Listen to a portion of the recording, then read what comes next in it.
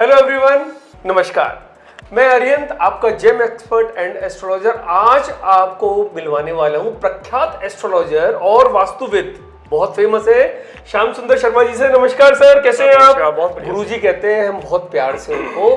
तो आज गुरुजी, बहुत सारे ऑडियंस जो हैं वो जनरली, क्योंकि बहुत सारे हमने वीडियोस भी देखे हैं, आपने भी देखा होगा, बहुत सारे कस्टमर्स भी आपके पास आते होंगे कि रत्नों के बारे में वो पूछते हैं। हाँ सर। हीरे के लिए?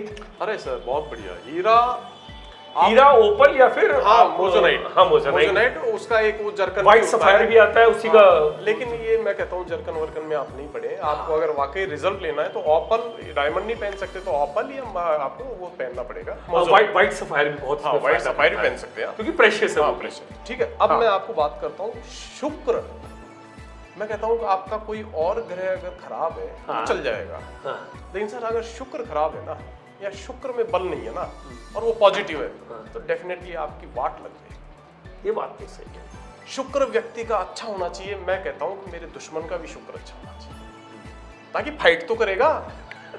एक कैपेसिटी से तो फाइट होगी कम से कम। मेरे सिमिलियर तो बैठेगा, फाइट तो करेगा, नहीं फाइट ही नहीं कर पाएगा। तो मैं कहता हूँ मेरे दुश्मन का भी शुक्र अच्छा होना चाहिए।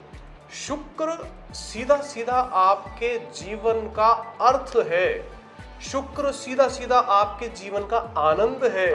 शुक्र सीधा सीधा आपके जीवन को वो लग्जीरियस चीजें देता है जिसकी आप कल्पना करते हैं।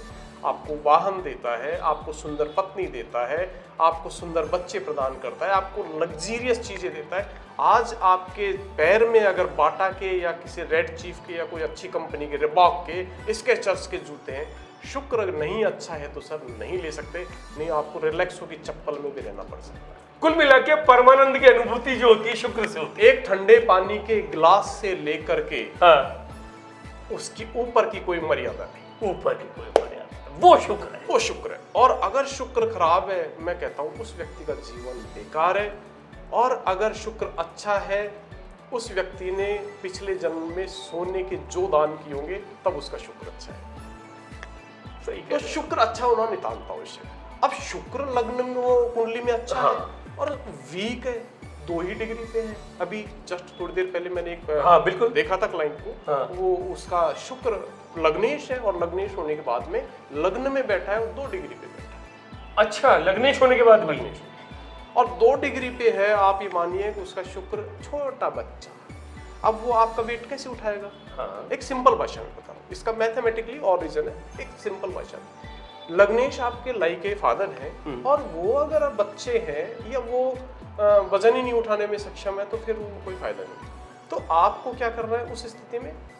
2 चीजें, शुक्र का मंत्र और शुक्र के लिए रत्न। मंत्र रत्न, मंत्र रत्न। अब रत्न कौन सा? अगर आप कैपेबल हैं आप डायमंड पहनिए जी, आप कैपेबल नहीं हो ऑपल पहनिए, आप व्हाइट टोपाज पहनिए, आप मोजोनाइट पहनिए। इससे नीचे मत जाइए। इससे नीचे जाएंगे उसका कोई रिजल्ट नहीं है, कुछ नहीं है। जर्कन पहनेंगे कुछ रिजल्ट नहीं। आज हर सुनारों की दुकान पे आपको जर्कन मेड अंगूठियां मिल जाएगी। तो हीरा कितने वजन का पहने? कहीं कोई बंदिश नहीं है सर। वो बहुत महंगा आता है हीरा जितना पहन सके आप, जितना भी पहन सके हीरा पहन। कम है? हाँ, नहीं पहने कोई बात नहीं, आप व्हाइट टोपाज या आपका ऑपल नहीं, उससे अच्छा तो व्हाइट सफायर पहनिए आप। पहनिए ना, प्रेशियस होता है पूरा का पूरा, या फिर आप ऑस्ट्रेलियन ओपल होता है वो पहनिए, ये वो भी आपको वही फायदे देते हैं उसके अंदर। और लैब-ग्रोन डायमंड पहने तो पहनिए ना, क्या दिक्कत है? क्योंकि वो भी संरचना में देखें, केमिकल उस तरह से देखें तो दोनों बराबर ही है, कोई फर्क नहीं है उनके बीच में। मैं बताऊं सर, ये अभी फिलहाल 3, 4, 5 साल के अंदर एक चीज का इनोवेशन हुआ है। क्योंकि हीरा पहनना हर किसी की बस की बात नहीं है। व्यक्ति ऑपल को नहीं जानता, व्हाइट टोपाज को नहीं जानता, व्यक्ति जानता है सिर्फ और सिर्फ डायमंड को। अब वो डायमंड के शेप में वो समझता है कि मुझे शुक्र का फायदा मिलेगा जब मैं इसी शेप की कोई चीज पहनूंगा। ये नया इजाद हुआ है मोजोनाइट। ओके। आप मोजोनाइट अच्छी ग्रेविटी, अच्छी घनत्व का आप लेकर के अगर आप पहनेंगे, आपको उसी का फायदा मिलेगा। अगर आप ज्यादा समझदार है, आपका अगर ज्योतिष ही ज्यादा समझदार है, तो आपको व्हाइट टोपाज या ऑपल की तरफ भी लेके जा सकता है।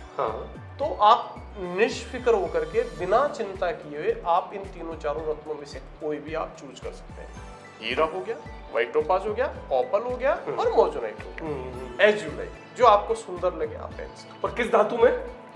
सोना? सर चांदी में पहनिए। अच्छा, सोने में हीरा, पहनिए। हीरा। हाँ, 3 लाख white- रुपए का हीरा white आप platinum में पहनिए। 200 रुपए की चांदी में बना रहे हैं। व्हाइट टोपा उसमें पहनिए, व्हाइट गोल्ड में। हाँ, वो हाँ, ठीक है, पहनिए।